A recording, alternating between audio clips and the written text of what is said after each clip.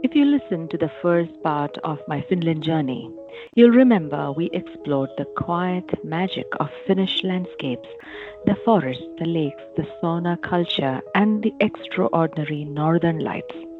My journey through Finland also included experiences that revealed another side of the country, its culture, its Arctic traditions, and its deep connection to nature.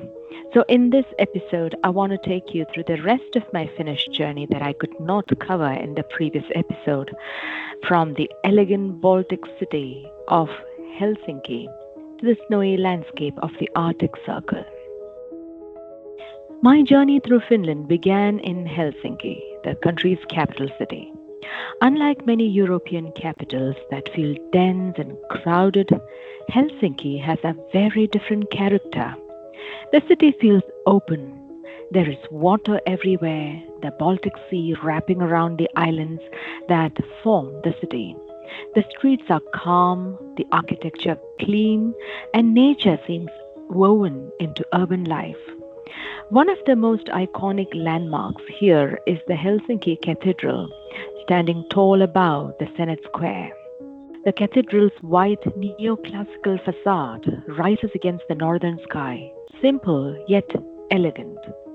Standing there in the square, you can see how the architecture reflects something deeply Nordic: clarity, balance, and restraint. Nothing feels excessive, everything feels intentional.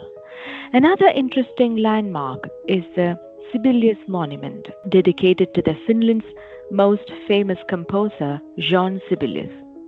The monument is made of hundreds of steel pipes arranged like an abstract organ. When the wind moves through it, the structure almost seems to whisper. It feels less like a monument, more like a sculpture inspired by sound itself. And perhaps that reflects something about Finnish culture. Art here looks very simple and often feels closely connected to nature, to wind, to silence and landscape. Even in the capital city, you sense that Finland never completely loses its relationship with the natural world. From Helsinki, the journey moved north toward Rovaniemi, a town located right on the Arctic Circle. There is a very symbolic moment here. A line marked across the ground represents the Arctic Circle, the geographical boundary that separates the temperate world from the Arctic region. When you step across that line, you feel strangely something significant has happened. Geographically, it may just be a coordinate, but psychologically, it feels like crossing into another realm. The daylight patterns change, the landscapes change, even the rhythm of life changes. Above the Arctic Circle, nature begins to dominate everything. And in winter, this land transforms into something almost dreamlike. One of the most famous places in Rovaniemi is Santa Claus Village. At first, it sounds like a purely tourist attraction. Well, it is, but visiting it is surprisingly charming. Snow covered wooden cabins, glowing lights, and the Arctic forest surrounding the village create an atmosphere that feels almost like stepping into a winter storybook. Here, visitors can meet Santa Claus, a figure that originates from Nordic folklore and winter traditions. But beyond the fun and celebration, there is something symbolic about this place. The Arctic winter has always been long and dark. Festivals of light, generosity, and warmth were ways communities brought joy into the coldest months of the year.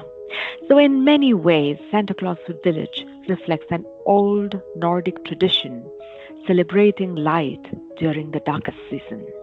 Another unforgettable experience in Finnish Lapland was visiting a reindeer farm.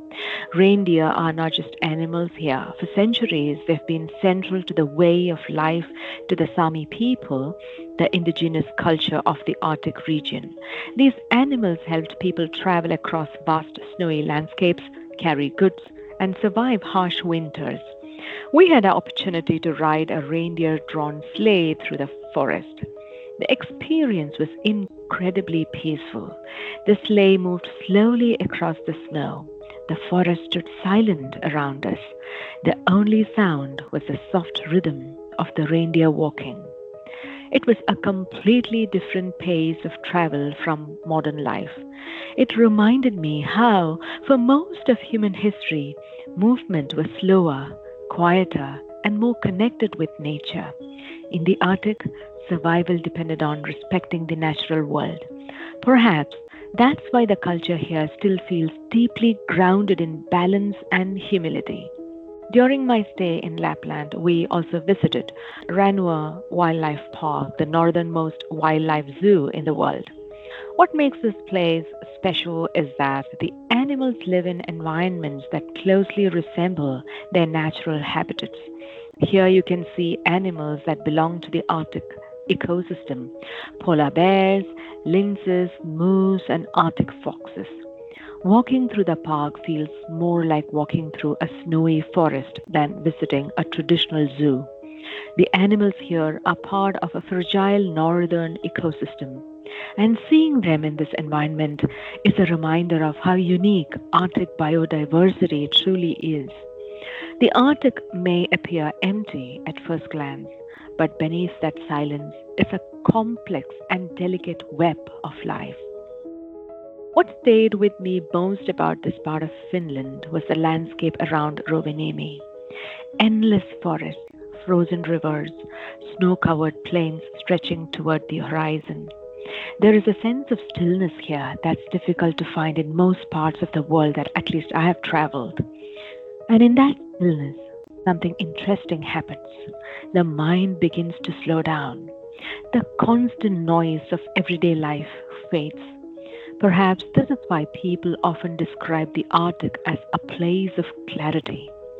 Nature here is simple, the landscape is uncluttered, and that simplicity reflects back into our minds. Looking back on my journey through Finland, what stands out most is not just the places I visited: the elegant architecture of Helsinki, the Arctic Circle, the reindeer forests, or the wildlife of Lapland. It is the feeling that the country leaves behind. Finland feels calm, it feels grounded, and perhaps that is because life here has always evolved in close conversation with nature.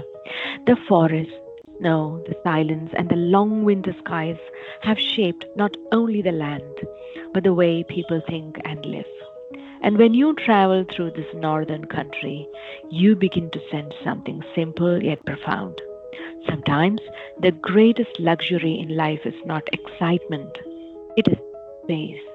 Space in the landscape, space in the sky, and space in the mind. And Finland, in its quiet way, offers all the three. If you enjoy the content on this channel, please like the videos and subscribe to get regular updates. And do share the videos you like with others who may find them useful.